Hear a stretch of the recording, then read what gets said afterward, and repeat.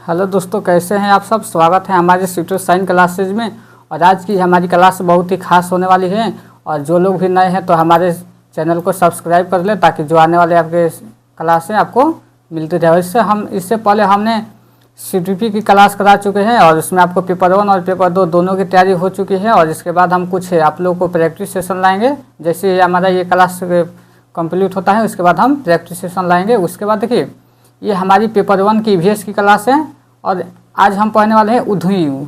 यानी ऊंधियू क्या होता है, ये एक ट्रिश होता है, ये एक खाने वाला ट्रिश है। देखिए ऊंधियू को ये कैसे बनाया जाता है और इसके बारे में हम चलिए पढ़ते हैं। तो देखिए, सर्दियों में जब सर्दी का जब मौसम होता है, खेत में ही ताज़ी सब्जियों को मसालों के साथ एक मटके में भरते हैं और उसको सीलबंद कर देते हैं। और कोयले के अंगारों में मटके को उल्टा रखकर सब्जी को पकाया जाता है। जो ऊंधियू है, क्या किया जाता है, उसको हम जब इस सर्दियों के मौसम में होता है, सब्जियों को मसालों के एक साथ मटके में भरते हैं और उसको बंद कर देते हैं। और फिर क्या करते हैं, उसको कोयलों के यानी उसको आग पे हम उल्टा रख के उस सब्जी को पकाते हैं। और इसी पकी हुई सब्जी को हम क्या बोलते हैं, उसे हम ऊंधियू, यानी गुजराती में ऊंधियू का मतलब उल्टा होता है। यानी गुजराती में ऊंधियू का मतलब क्या होता है, उल्टा होता है। और ये सब्जी भी ऐसे ही करके बनाई जाती है। तो आप आई होप आप लोग समझ गए होंगे कि ऊंधियू की सब्जी कैसे बनाई जाती है।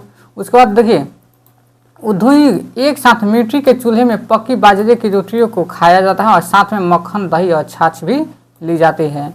तो ये बहुत ही अच्छा डिश है, आप लोग भी इसको प्रैक्टिस कर सकते हैं। अब देखिए, उसके बाद है सबसे अच्छी डिश ये भी है, मान लीजिए इसको लिंगहुफेन। ये क्या है, लिंगहुफेन। लिंगहुफेन सांप के मांस से बनाया जाने वाला पकवान है जिसे हांगकांग में खाया जाता है।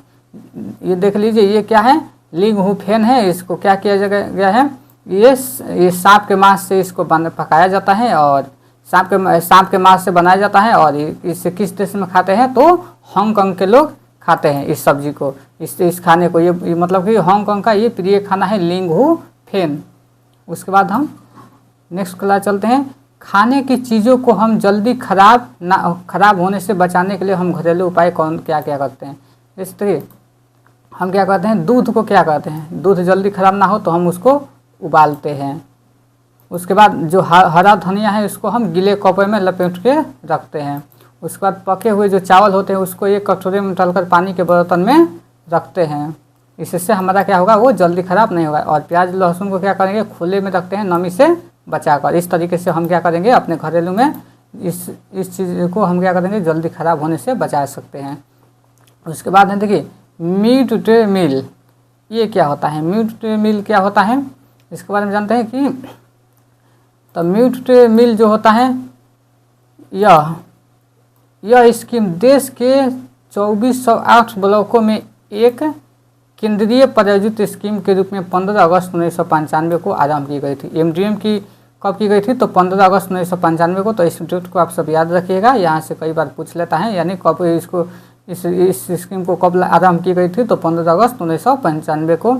उसके बाद वर्ष 1997-98 तक यह कार्यक्रम देश के सभी ब्लॉकों में आरंभ कर दिया गया। और वर्ष 2003 में इसका विस्तार शिक्षा गारंटी केंद्रों और वैकल्पिक व नवचारित शिक्षा केंद्रों में पढ़ाने वाले बच्चों तक कर दिया गया। बस मिड डे मील से इतना ही है। उसके बाद है हम, और जो लोग भी नए हैं तो चैनल को सब्सक्राइब कर लीजिए। अब उसके बाद है बाल विवाह निषेध। बाल विवाह निषेध अधिनियम 2006।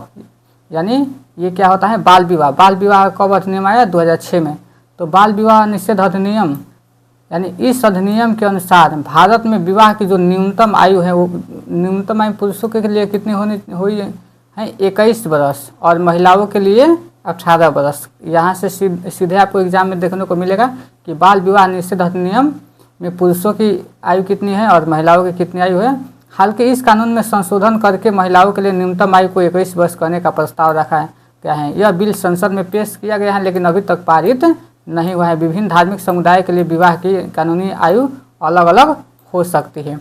यानी अब इसके बाद इसमें पारित किया गया है, संशोधन इसमें भी किया जाएगा कि महिलाओं के भी जो आयु है वो 21 वर्ष होनी चाहिए। और ये अच्छी भी बात है ताकि महिलाएं भी कुछ आगे बढ़ सके और अपने जो शिक्षा है वो पूरी कर सके।